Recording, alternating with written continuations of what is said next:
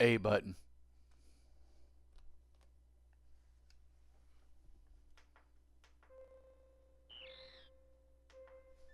(1994 AD). Nintendo. Presents. Metroid 3.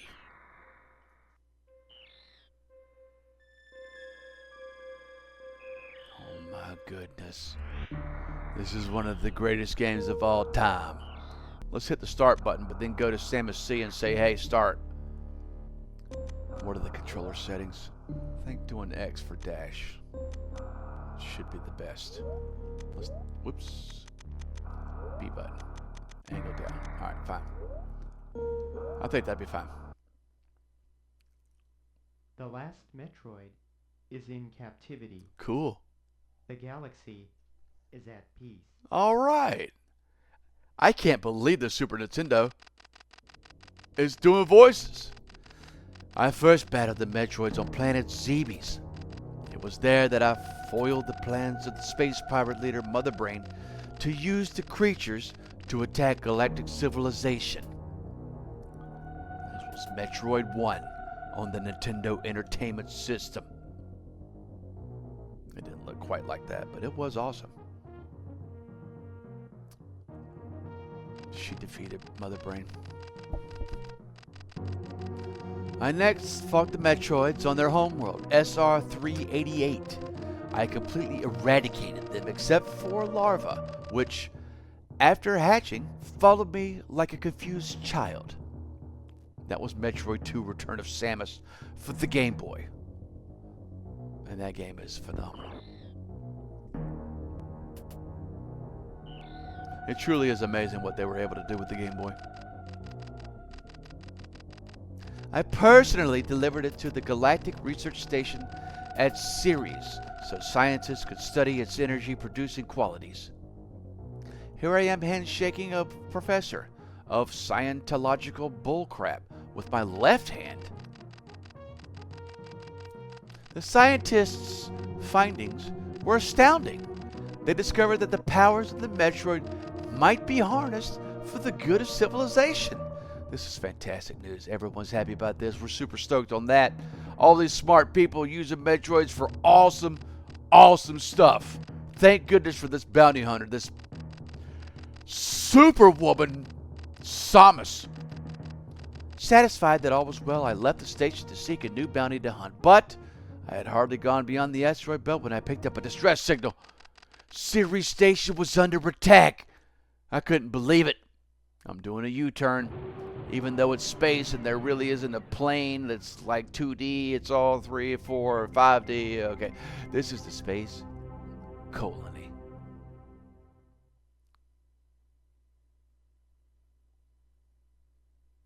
Oh my goodness. Everything seems low power here. Spooky, scary. I don't know what to do. But they've summoned me. Just kidding, that was a distress signal, so no one really summoned me, but I summoned myself when I saw the distress signal. Here's a dead person.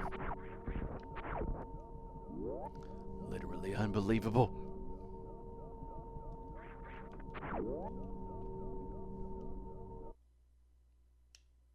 Oh, here's the Metroid. Oh, yeah. Hey, what's up, man? Good to see you again. I haven't seen you since Metroid 2. Let's get out of here, bro. Come on. Come this way. Follow me. I'm sorry. It's Ridley. Named after Ridley Scott, who created Alien.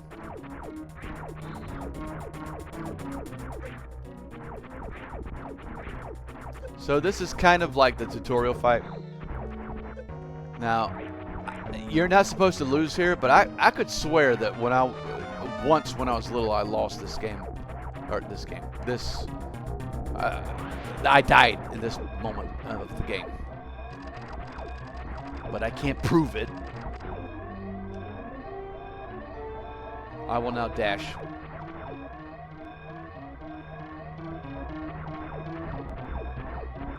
I have 55 seconds to get out of here.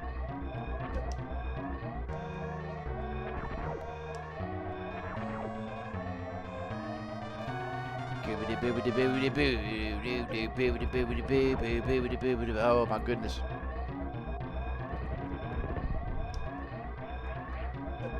Okay. Okay. We're tilting. Okay. I don't think this is quite mode 7 yet, but it's close. What about the other 6 modes? Super Nintendo. Oh.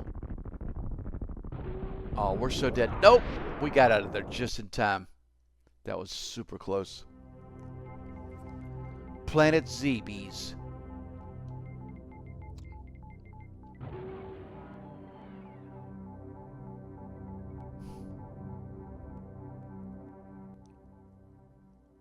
That sounds so cool, actually.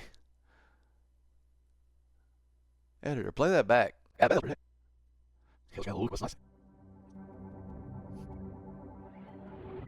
Why would I want to do that?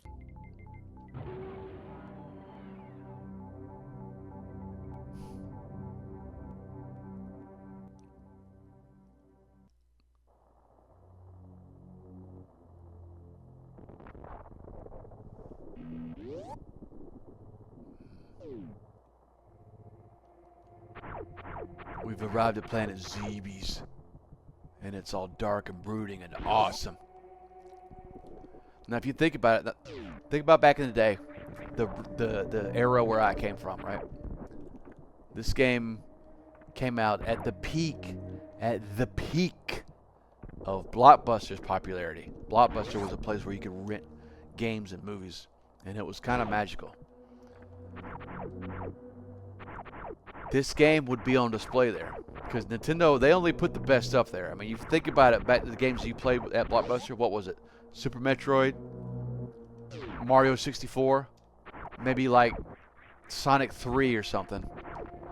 Only like the flagship games got put on display at Blockbuster, and this was one of them. And this is usually about as far as everyone got. But it was like that dark and mysterious thing. It's like, oh, we get to play this for 5 minutes.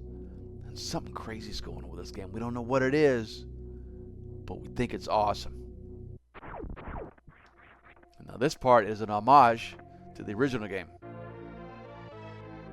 A lot of this game is an homage to the original game, to be fair. But we got a morphing ball. Now we can do this. But we can't use bombs yet, so, you know, let's just keep it moving.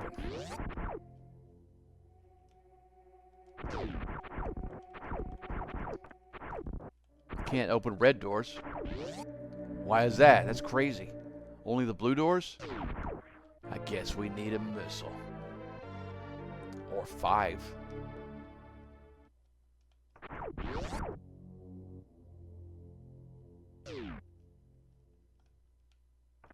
But you see how there's not really music playing right now? It's just spooky stuff. Spooky ambience. This is around the time, like, on the box of this game it said it was like 24 megs or something like that. Like memory. But this was when games started saying, alright, we can actually tell decent stories with this.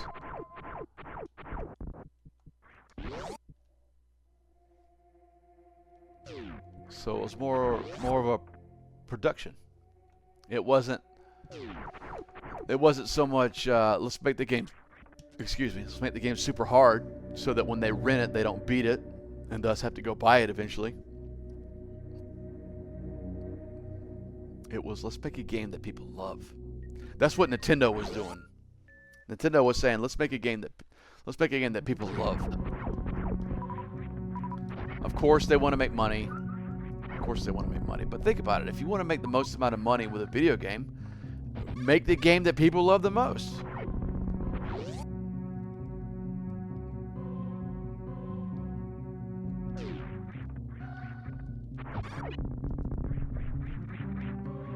I think a lot of people that make AAA games like this, I think let's be fair. A lot of them, they want to make a lot of money, and especially if a game is successful, it's like they deserve to get paid a lot. And it sucks that a lot of times they don't, but that's what's going on. But people like Shigeru Miyamoto, who had a hand in making this, he straight up created Mario and Zelda. He's a guy. I mean, they called him Shiggy. Some people call him Shiggy-san. He's a guy that is so joyful, is such a good dude. He cares about it being fun. You could give him $600 million bajillion dollars, but if he's not having fun, he don't want any part of it. He's a good dude.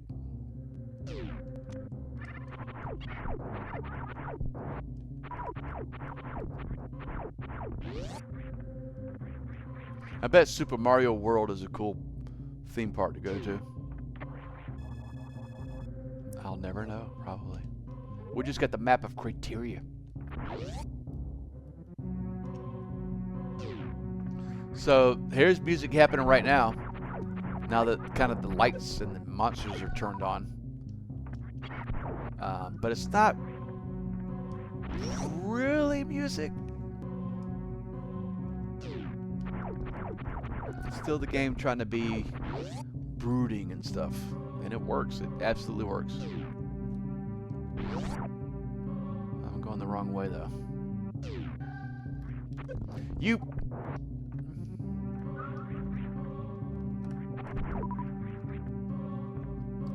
That's a save point. You know how I know? Because of the map. Look at the top right. Okay. Why?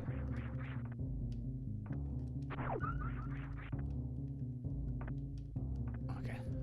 Alright. Bro, where? Like. Okay, I got it. I know where to go. I'm sorry. I haven't tried to beat this game in a long time.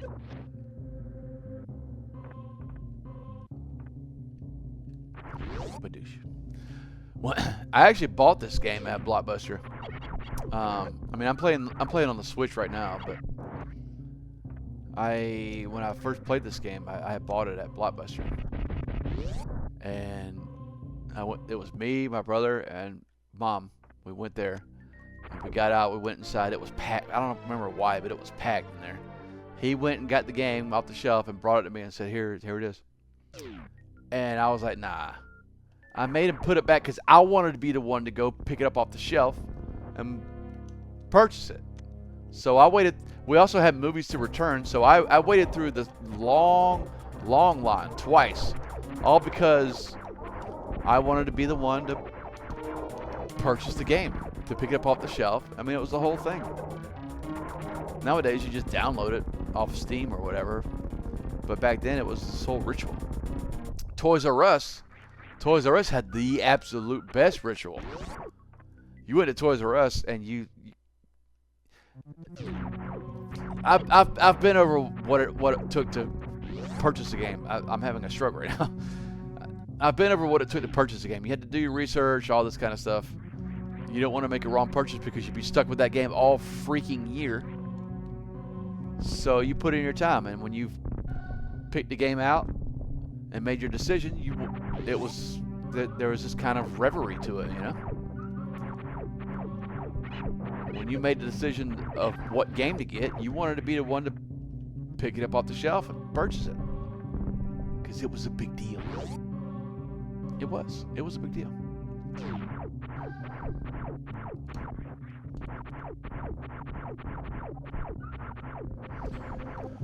Anyways, we've made some decent progress right here. Here's an energy tank. Look at that. Now that is a great place to end it. We'll see y'all. I'll see y'all next time. Where can we save it? How about here? All right. I'll see y'all next time. Okay. Praying for everybody. I love you all, and we'll keep having fun, I reckon.